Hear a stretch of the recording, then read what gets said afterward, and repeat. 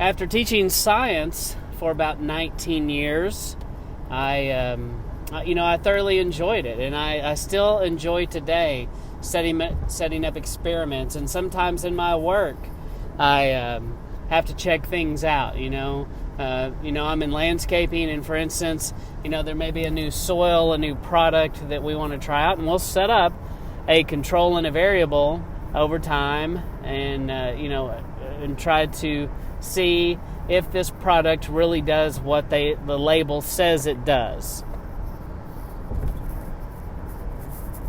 So know that I like science. It's good. I definitely use it in my life on a regular basis. But I will say, after teaching science for so long, there was so much pressure in the textbook, even in the great state of Texas where I taught for so long, that the textbooks and everything pretty much only talk about evolution. But evolution is taught as a law and not a theory. And people get upset if you bring up to the point and remind them, yeah, it's a theory. It's not a scientific law. And it will always be a theory, because it's never going to be a scientific law, because there are too many holes in that setup. There's the missing link. There's just all kinds of problems with it. And so, if nothing else, think about this. If we are truly evolving, okay, let me back up. So, a big word in science curriculum is adaptations. And adaptations, the way it's taught through an evolutionary model, is that creatures developed adaptations over time. They learned how to grow legs and walk out on dry land, kind of thing, to survive. But that's hooey. That is not true. We cannot find any evidence of it that it ever happened. There's some weird, freaky mutations that have happened, but we never see that. And what I always taught adaptations, I would put it to kids this way. It's, how is that animal perfectly created to fit in its environment? A hawk has amazing eyesight, so it can fly high and spy, like a U-2 spy plane or a satellite or a drone, and strike its prey without being seen. That's its adaptation, if you will. And evolution is taught as this thing that's ongoing. I do believe that there is this thing that's true, that animals migrate, adapt, or die.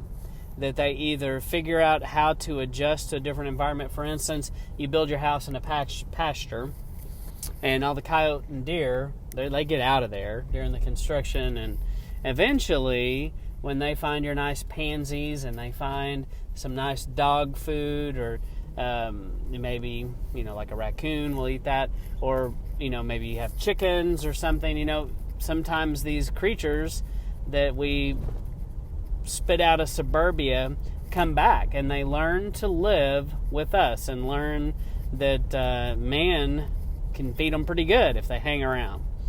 And they learn to adapt. So that happens out all the time. But we never, ever, ever, ever see the deer go, man, I wish I could be like the hawk and fly around. I'm going to grow some wings. And then you see this deer that evolved into a flying deer with wings. It doesn't happen.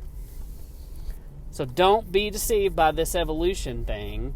It's crammed down our throats. It's in every textbook, every movie, every science museum, every national park, every state park. It is everywhere. And it's taught as it's the only way. But it is not. There was a creator. There was creation. He made it. He made it perfect. Just like it was. Made it perfectly suited for environments and places that he put these creatures in. There's some other things that aren't true. I've always been fascinated by Joe Taylor out at Mount Blanco Fossil Museum in Crosbyton, Texas, and you should stop by.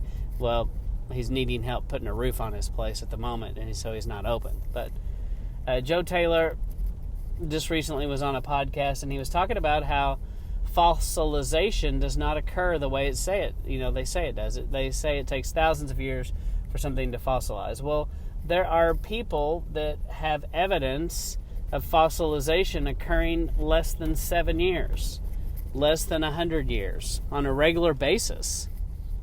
Once again, think to yourself, could the same people that brought us things like cancer, nuclear weapons, Monsanto, vaccines, genetically modified organisms, could those same people possibly have some stuff wrong?